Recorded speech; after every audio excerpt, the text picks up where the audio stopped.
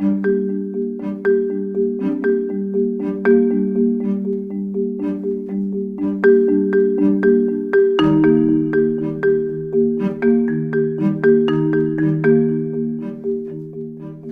le prana? Le prana est arrivé dans ma vie progressivement parce que j'ai toujours été attiré par les questions existentielles de pourquoi la vie, pourquoi la mort, qu'est-ce qu'il y a avant, qu'est-ce qu'il y a après. Je me suis toujours posé beaucoup de questions existentielles et puis d'avoir des expériences très jeunes, vers l'âge de 5-6 ans, dans mon lit, de me sentir dilaté, gonflé, devenir aussi grand que la chambre. C'est ce que les psychiatres appellent phénomène hypnagogique. Ou de devenir minuscule, comme une tête d'épingle. Donc c'est des états modifiés de conscience que j'ai vécu très tôt. Et puis de m'interroger sur tout ça depuis toujours. Progressivement de devenir professionnel de santé, infirmier. Progressivement de me former et de pratiquer les soins énergétiques, d'enseigner les soins énergétiques, et puis la question, fin 2011, avec le DVD Lumière, de me demander s'il était possible aussi de m'en nourrir à mon niveau. Voilà, donc il y a eu un cheminement conscient, volontaire, professionnel, personnel vers le prana, et puis il y a eu des choses moins volontaires, avec des rêves et des visions qui m'ont amené sur cette évidence de cette nourriture énergétique, progressivement à partir de 2012. Est-ce que j'ai rencontré sur le chemin du prana ce que je cherchais? Alors, ce que je cherchais, je ne sais pas si je cherchais ou si je cherche quelque chose, mais ce qui est sûr, c'est que à mon niveau, me concernant et je crois concernant tout le monde, nous sommes tous à la recherche d'une meilleure santé et de plus de bonheur, au-delà du petit plaisir éphémère, au-delà de l'ordinaire du quotidien, au-delà des jours, des mois, des années qui passent, eh bien quelque chose de plus grand, vers lequel je crois nous sommes tous appelés et que nous recherchons plus ou moins tous, consciemment ou inconsciemment, plus de santé, plus de bonheur. Et le prana ne m'a pas amené vers plus de santé parce que j'étais en très bonne santé, mais vers plus de bonheur, avec moins d'émotions comme ça, un petit peu instables, et plus de stabilité émotionnelle, et plus d'ouverture du cœur, plus de joie, plus d'émerveillement sur le quotidien, plus de me sentir nourri par la vie, par tout, et de me sentir connecté à tout, mais aussi à tout le monde. Plus de conscience sur l'instant présent, et ça n'a pas de prix. Donc la nourriture pranique, le prana m'a apporté ce que je ne connaissais pas avant et peut-être ce que je recherchais aussi. Donc c'est beaucoup mieux depuis. Qu'est-ce que la nourriture pour moi? J'aime bien partir du cadre de santé pour les approches de santé traditionnelles, les approches de médecine traditionnelle, médecine tibétaine, médecine ayurvédique, médecine chamanique, médecine amérindienne, médecine inuite. On dit que la santé, c'est à 4 niveaux: corps physique, corps mental, spirituel, émotionnel. Et donc pour moi la santé, c'est intéressant parce que je suis formé infirmier, ma profession au départ c'est infirmier, donc dans une approche cartésienne et occidentale, qui n'approche guère que la santé du corps. Finalement, le côté mental, émotionnel et encore plus spirituel est un petit peu mis de côté chez nous, en Occident. Pour moi la santé, c'est vraiment ordre de l'ordre, le ménage de l'ordre qui amène l'équilibre et qui amène l'harmonie au niveau de ces 4 corps. Corps physique, corps mental, avec la conscience du présent, aligné au présent, l'état méditatif naturel du présent, être le moins possible dans le passé ou le futur, dans le stress par exemple, être vraiment dans la quiétude au présent. Équilibre émotionnel, pas de perturbations trop importantes sur les émotions. Les émotions qui par définition nous mettent en mouvement mais nous décentrent aussi de nous-mêmes et nous font perdre à minima cette notion d'équilibre, et pourtant émotions qui sont tout à fait humaines, naturelles. Et puis la santé d'un point de vue spirituel, parce que nous sommes des êtres humains peut-être, mais pour moi nous sommes davantage que des êtres humains. nous ne sommes pas des êtres humains cherchant à vivre une expérience spirituelle. Nous avons tendance à oublier que nous sommes d'abord des êtres spirituels essayant de vivre une expérience plus humaine, par la connexion au cœur, par la connexion au présent. Pour moi, c'est la santé, la pleine santé de ces 4 corps, qui fait qu'on peut être nourri, je peux être nourri, je suis nourri par le présent, la présence et le prana. Il est dit que dans la Bible, Dieu aurait créé la nature pour être au service de l'homme. Alors, pourquoi pas? Pourquoi pas? C'est vrai que hiérarchiquement, par exemple dans le bouddhisme, on parle de hiérarchie croissante du bas vers le haut, symboliquement, du monde minéral, animal, végétal, animal, humain, suprahumain, et le divin. Donc une hiérarchie et faisant penser, par un raccourci, que ce qui est en dessous serait au service de ce qui est au-dessus. Pourquoi pas? Mais on a très vite fait de considérer que ce qui est en dessous est aussi esclave et à la disposition, comme un objet de ce qui est au-dessus. Ça c'est un piège, un risque, et c'est ce qu'on voit aujourd'hui dans l'exploitation de l'humain, de la nature, des ressources planétaires, du règne minéral, de tuer des animaux pour les manger, tout ça au service de l'homme. J'ai envie de croire que la nature créée par le divin, par Dieu, si on l'appelle comme ça, n'est pas au service de l'homme, mais a pour vocation de nous aligner, nous humains, nous êtres spirituels, si possible humains, avec ce monde manifesté de la nature, et donc d'être en harmonie, et pas que ce soit à notre service. Sinon, dès que c'est à mon service, je vais exploiter. Je vais détruire, je vais tuer, je vais consommer, et là nous passons à « je mange ». Et parce que nous nous coupons de la nature. Si nous sommes en reliance avec nous, reconnectés à nous, nous allons nous reconnecter au tout, à la nature, et il n'y a plus besoin de tuer, de manger, de consommer. Ça va être plus de communier avec le tout, qui devient une nourriture, sans avoir besoin de manger. Hein, c'est le mythe, puisqu'on parle de la Bible et de Dieu, pour moi c'est le mythe du paradis perdu. Il est dit que Adam a quitté le paradis parce qu'il a croqué la pomme. En réalité, avec la nourriture pranique, il y a une ouverture de conscience, on parle de conscience pranique, et on se rend compte, je me rends compte personnellement, qu'il n'y a plus besoin de manger la pomme pour l'apprécier et pour s'en nourrir, puisque dans le nettoyage intérieur, dans la reconnexion à soi et au tout, le prana nous fait comprendre, nous fait ressentir que nous allons nous nourrir par les 5 sens. Par la vue, nous nourrissons de la couleur, par les odeurs, le parfum du fruit, le parfum de la fleur, par le toucher, je peux toucher une orange et m'imprégner de son énergie sans avoir à la manger, comme l'animal, la vache, le cochon, le taureau, le bœuf. Je peux me nourrir de tout ça parce que tout est énergie et il n'y a pas besoin de tuer.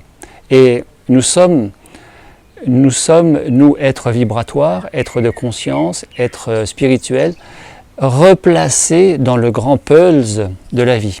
Nous sommes la pièce manquante, nous réintégrons le grand pulse de la vie parce que nous sommes en harmonie avec le tout.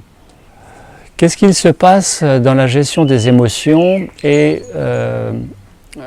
par exemple de vivre une colère, une contrariété, une irritation en étant pranique? Eh bien avant, j'étais plus sujet à être perturbé par les émotions, à être emporté par les émotions et à ne rien maîtriser, voire pourquoi pas taper dans le mur.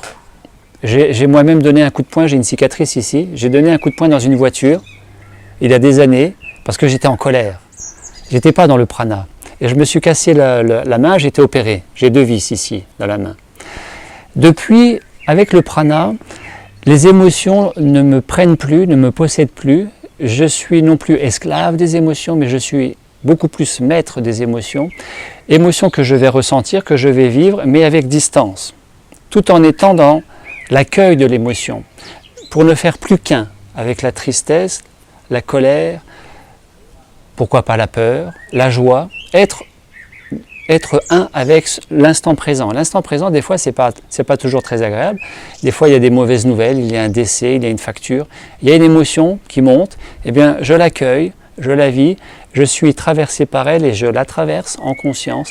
C'est beaucoup plus calme, beaucoup plus serein. Et c'est vraiment accueillir. Hein. Donc aujourd'hui, je ne me casserai plus la main, je ne me taperai plus dans, dans une voiture ou dans un mur. Maintenant, j'accueille. Voilà, tout est juste. Comment est-ce que je vois le futur en tant qu'être nourri par la nourriture pranique? Eh bien, le Bouddha lui-même disait que si nous voulons connaître notre passé, regardons notre présent. Si nous voulons connaître notre futur, regardons notre présent. Le présent conditionne le futur. Voilà. De ce que je vis en qualité au présent va se construire, va naître le futur. À côté de ça, il y a une mesure scientifique, la résonance de Schumann, qui dit que la fréquence électromagnétique de la planète monte et que nous sommes invités à monter en fréquence. Donc être de plus en plus dans l'énergie, dans la vibration et dans la conscience. Ça veut dire nous dédensifier de trop de lourdeur physique et de schémas limitant au niveau du mental pour libérer la conscience et être dans le tout, nourri par le tout. Autrement dit, beaucoup de gens cherchent la spiritualité, mais la spiritualité pour moi elle est ici et maintenant dans le corps. Autrement dit, je peux matérialiser la spiritualité, mais pour ça il faut aussi spiritualiser la matière. Si je spiritualise la matière avec le prana qui nourrit très bien, parfaitement bien, les 4 corps, physique, mental, émotionnel, spirituel. Le futur, mon futur, c'est ici et maintenant, il n'y a que ça qui soit important. Mais en termes d'évolution de la planète, évolution de la conscience humaine, évolution des mentalités, nous sommes tous amenés de toute manière. Pour moi, c'est ma conviction, c'est ce que je vis au quotidien. Nous sommes tous amenés, nous qui sommes tous des étincelles différentes issues d'une même flamme, à retourner à cette flamme, à retourner à la source. Nous avons descendu dans la matière. Pour moi, le futur, c'est retourner à la source en nous dédensifiant de cette matière. Comment? En la spiritualisant, en mettant l'énergie dans la matière, ici et maintenant, au travers du corps. Pour moi, le futur, il est déjà là. C'est une conscience déployée, reconnectée au cœur, qui fait que nous pouvons véritablement dire que nous sommes des êtres spirituels vivant une expérience humaine. C'est-à-dire il n'y a plus de maltraitance, d'exploitation de la nature ou des animaux. Il n'y a plus je mange plutôt que je me nourris. Bien au contraire, c'est je suis le tout, je me nourris du tout sans le consommer, sans le détruire, en le respectant. Nous sommes harmonie. Il y a le yin et le yang, homme-femme. Eh bien, il y a l'être spirituel, l'être pranique, qui est aussi le tout, yin-yang, avec le tout, avec la nature, au présent et donc au futur. Le futur, il est déjà là. Est-ce qu'il est possible de travailler, de mener une vie ordinaire, intense, comme avant le prana, mais en étant pranique? Eh bien, moi, je peux en parler, je peux dire ce que je vis. Je vis la vie tout à fait ordinaire que je vivais avant. Je travaille beaucoup, je suis à mon compte, donc je ne suis pas salarié, je ne fais pas 7 heures ou 8 heures par jour. Je travaille 6 à 7 jours par semaine. Je conduis la voiture, je fais plusieurs centaines de kilomètres régulièrement. Au moins une fois par mois, je fais 1000 km aller-retour, je fais 2000 km par mois en voiture pour les conférences, les stages, les manifestations. Je ne suis pas fatigué. À côté de ça, je fais du sport, je fais de la compétition, je pratique la danse plusieurs heures par semaine. Et je dors très peu, 3-4 heures par nuit. Je ne suis jamais malade. Je trouve que je fonctionne encore mieux qu'avant au niveau mental, intellectuel. Je lis plus vite, je comprends plus vite, je travaille mieux, je travaille plus vite. Tout est beaucoup plus facile. Et on peut véritablement avoir la vie qu'on avait avant, en plus de travailler autant s'il y a besoin, en plus d'assurer toutes les contraintes qu'il y avait avant, beaucoup plus facilement, mais à la différence que le prana et la conscience libérée par le prana, avec cet alignement physique, mental, émotionnel, ouverture spirituelle, fait que personnellement, je pourrais parler que pour moi, la vie n'est plus tridimensionnelle, elle est multidimensionnelle. Et ce que je croyais être la vie en couleur, Maintenant, elle est véritablement en couleur, c'est vraiment la vie des 7 couleurs de l'arc-en-ciel, et je me rends compte maintenant qu'avant, finalement la vie elle était que en noir et blanc. Je croyais qu'elle était en couleur, mais elle n'était que en noir et blanc. Voilà, donc c'est vraiment autre chose. C'est vraiment l'instant présent, la conscience, et expliquer ça avec le mental, avec les mots, c'est pas toujours facile. Qu'est-ce qu'il pourrait manquer de toutes les vidéos que vous voyez sur Internet, sur Google, sur YouTube, sur Vimeo, sur tous les réseaux sociaux? Qu'est-ce qu'il pourrait manquer que vous voyez, que je vois aussi, puisque je regarde ce qu'il se passe? Personnellement, je trouve qu'il manque ce côté comment faire. Comment faire, puisque le piège dans la nourriture pranique, c'est qu'on nous croyons qu'il faut faire quelque chose pour être pranique. En réalité, il n'y a rien à faire. En réalité, c'est juste être. Être, ça veut dire quoi? Puisque c'est ça la conscience, c'est pas je fais, c'est je suis. Je peux faire, mais si je fais mécaniquement, mentalement, automatiquement comme un robot, ça ne sert pas à grand chose. Si je fais dans la conscience d'être aligné avec moi-même, eh bien, ce faire devient dimensionnel, devient une nourriture, et de me rendre compte que aussi avec le être aligné avec soi, ce faire devient aussi un laisser-faire. Pour arriver à ça, et je trouve que c'est ça qui manque dans les vidéos, j'aime bien aborder le côté comment faire, comment laisser faire, comment être. En réalité, il faut être dans les 3 là, et comment tout simplement être le plus possible aligné avec soi, physique, mental, émotionnel, à partir de l'écoute et du ressenti intérieur. Plus je suis dans ma tête, moins je suis à l'écoute et plus je suis hors de moi, à l'extérieur de moi. Par exemple, les émotions.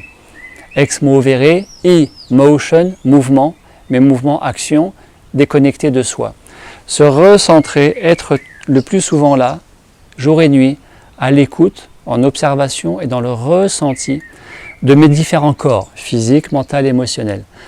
Je trouve que c'est ça qui manque le plus, ce qui permet finalement d'arriver à la nourriture pranique, quelles que soient les techniques, les méthodes que l'on peut découvrir et qui peuvent être très bonnes aussi. Très simplement, pour la personne qui se pose des questions derrière l'écran, comme vous, maintenant, comment faire pour être plus libre, plus heureux, plus conscient, plus en santé? Eh bien, je vais écouter et respecter les besoins de mon corps physique. Si mon corps physique a faim, je mange, mais en conscience, et donc là je me nourris. Si mon corps physique n'a pas faim, pourquoi manger? Je n'ai pas besoin de manger. Je peux me nourrir d'autres choses.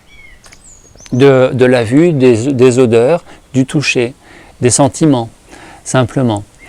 Et nourrir le corps émotionnel, des émotions positives ou favorables, qui sont véritablement nourrissantes et qui ne privent pas de l'énergie ou qui ne pompent pas d'autant d'énergie, comme par exemple les émotions de tristesse, peur, colère. Il vaut mieux favoriser, privilégier, se nourrir des émotions de la joie, de l'amour. C'est beaucoup mieux. Donc cultiver ces émotions, cultiver le mental supérieur. Le mental inférieur, c'est le blablabla qui réfléchit, ça va nourrir aussi le stress et ça va pomper l'énergie avec la peur, avec la colère. Si je suis au présent, je vais me nourrir du corps mental supérieur à droite qui lui va se nourrir du silence. Parce que si je ne suis pas en silence, je ne peux pas écouter, je ne peux pas observer, je ne peux pas ressentir. Et ce silence amène de l'énergie, amène le prana. Je me nourris de cette énergie. Et là, je suis vraiment rempli. Et tout ça, corps physique, mental, émotionnel, nourri par toutes ces énergies, cette présence, cette vibration, me reconnecte au champ unifié quantique qui est là partout, dont je fais partie, qui est aussi en moi, et va m'ouvrir la conscience et l'accès au monde spirituel.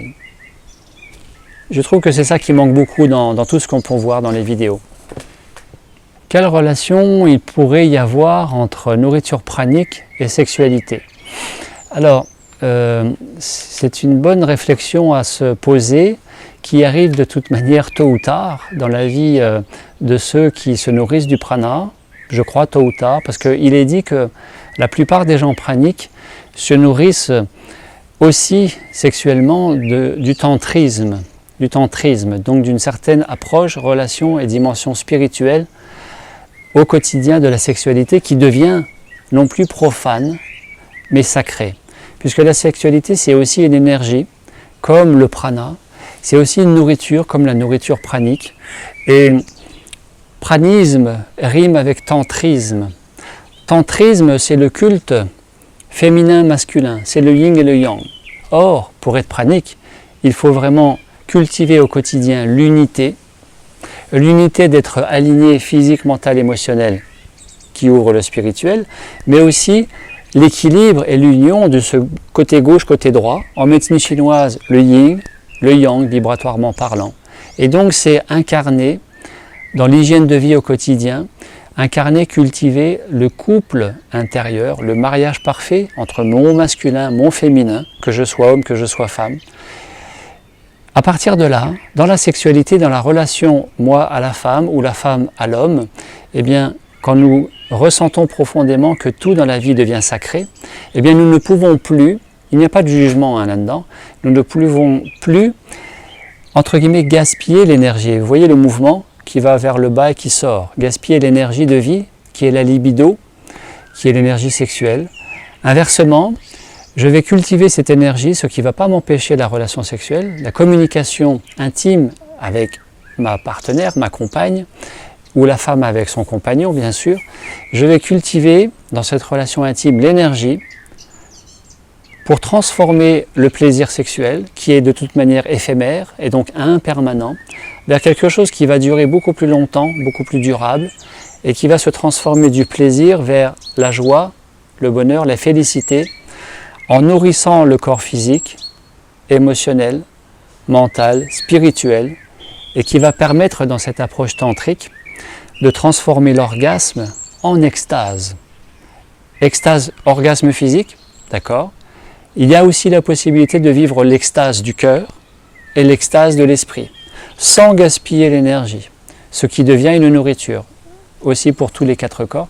Nous avons cette approche tantrique dans les Védas indiennes, où on appelle Ojas, l'énergie sexuelle biologique, qui peut être transformée par alchimie intérieure, par transmutation consciente, vers une énergie spirituelle qui va nourrir encore un peu plus la conscience et transformer cette notion de plaisir, sans se priver de sexualité. Qu'est-ce que vous pourriez penser de cette interview, de cette vidéo, vous qui êtes derrière votre écran? Je vous suggère vraiment, je vous invite à ne rien croire. Ne croyez rien de ce que je peux raconter. Ne croyez rien. Gardez l'esprit critique, mais pas dans le doute, c'est-à-dire c'est pas possible. Mais pas non plus dans ah c'est fantastique, c'est vrai, tout est vrai, c'est super. Oui c'est vrai, je crois à ça. Non, ne croyez rien, mais plutôt que de rester à je crois ou je crois pas, faites votre expérience. Soyez libre avec vous-même de vivre vos expériences, là où votre corps et votre conscience vous emmènent, et vérifiez, ne croyez pas ce que je dis. Voilà. Et si vous êtes dans c'est pas possible, je ne crois pas à ça, eh bien donnez-vous l'expérience de vérifier qu'effectivement c'est pas possible. Si vous dites c'est fantastique, je crois à ça, c'est pareil, vérifiez. Faites cette expérience-là de la nourriture pranique ou faites n'importe quelle expérience, mais pour moi, mon message, c'est quoi que vous fassiez ou que vous ne fassiez pas. Soyez heureux. Et pour être heureux, soyez libre. Soyez libre, soyez heureux.